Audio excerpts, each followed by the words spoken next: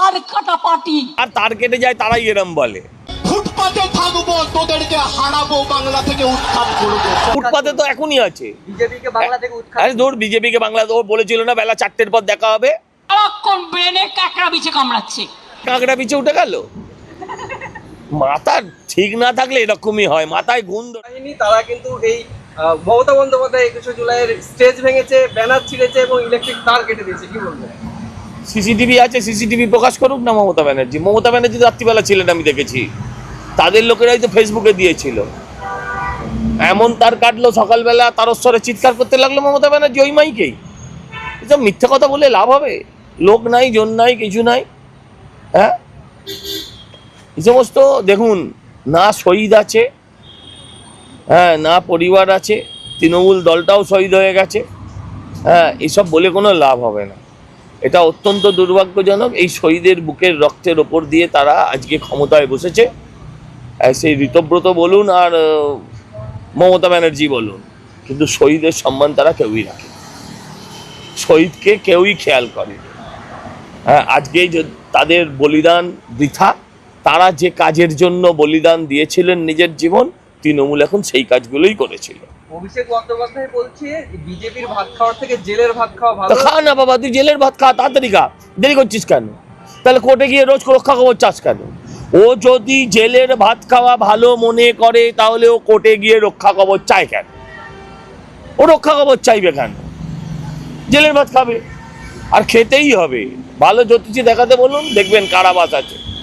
এটাও বলে যে দরকার হলে ফুটপাতে থাকবো, বিজেপিকে বাংলা। হ্যাঁ, ফুটপাতে তো এখনই আছে। বিজেপিকে বাংলা থেকে উৎখাত। আরে ধর, বিজেপিকে বাংলা, ও বলেছিল না বেলা 4টের পর দেখা হবে, হ্যাঁ, না 12টার পর। ও তো এখন নিজেই ফুটপাতে আছে। ও এখন নিজেই ফুটপাতে আছে। ওরা কোথায় আছে? যেদিন ইচ্ছে হবে সরকারের, সেদিন সরকার ওর ওই প্রাসাদ ভাঙবে, বেআইনি প্রাসাদ ভাঙবে। তাদের কি করবে? তাহলে কি সরকার ইচ্ছে করে ইচ্ছে? আচ্ছা, এমনি কি ফুটপাতে নেই এখন তৃণমূল? হ্যাঁ, কি বললেন? আপনি বলছেন যেদিন সরকারের ইচ্ছে হবে সব খেলিয়ে তুলবে। একদিনে সব ভাঙলে হয়? পরের দিন আপনি কি করবেন? আপনার ফুটেজ কোথায় যাবে? আপনি কি চলবেন কি করে? আপনি দেখাবেনটা কি? বিজেপিকে ডাইরেক্ট গালাগাল দিয়েছে। বলছে বিজেপি তার কাটাতে দল। আরে যার তার কেটে যায় তারাই এরম বলে। যাদের তার কেটে যায় তারাই এরম বলে। এখনো একজন 80 বছরের বৃদ্ধাকে সামনে রেখে সবকিছু করতে হচ্ছে।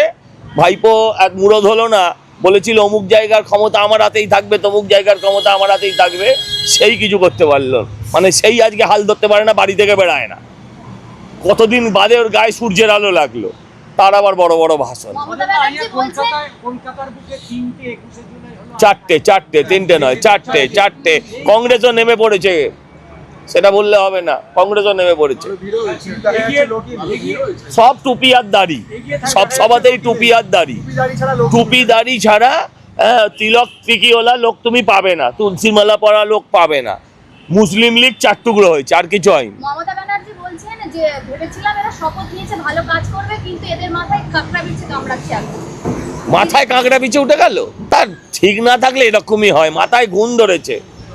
ভালো করে গ্যামাক্সিন ছড়াতে বলুন। এইসব হয়তো ভুলভাল কথার উত্তর ভুলভাল হবে, এটা আমি চাই না বলতে। উনি বলছেন যে বিজেপি লুটেরা সরকার এই লুটেরাদের তাড়াবে। হ্যাঁ, বলছে বিজেপি লুটেরা সরকার। আগে তুমি কোথায় গিয়ে দাঁড়াবে সেটা ঠিক করো, পরে তো তাড়াবে। আগে কোথায় গিয়ে দাঁড়াবে সেটা ঠিক করো। উনি আরো একবার বাকি দলদের আহ্বান করেছে একসঙ্গে ভোটে লড়াই। হ্যাঁ, ও তো কংগ্রেসের, ও তো আরশোলার ঠ্যাং ধরতেও রাজি আছে। এবং তিনি বলেছে তো, আমি বলছি তো আরশোলার কাছে যাবে। ও তো আরশোলার কাছে যাবে বলেইছে। হ্যাঁ, ইন্ডিয়া জোটের সঙ্গে লড়বে বলেছেন। আরে সে যে যার সাথে পারে লড়ুক, আগে তো নিজের ছায়ার সাথে লড়ুক, ঋতব্রতদের সাথে লড়ুক, তারপর এই এনসিপিআই না কি আছে তার সাথে লড়ুক, তারপর গিয়ে বিজেপির সাথে লড়বে। উনি বলছেন যে এবারে খেলা হবে, তবে ব্যাট বল নিয়ে খেলা হবে।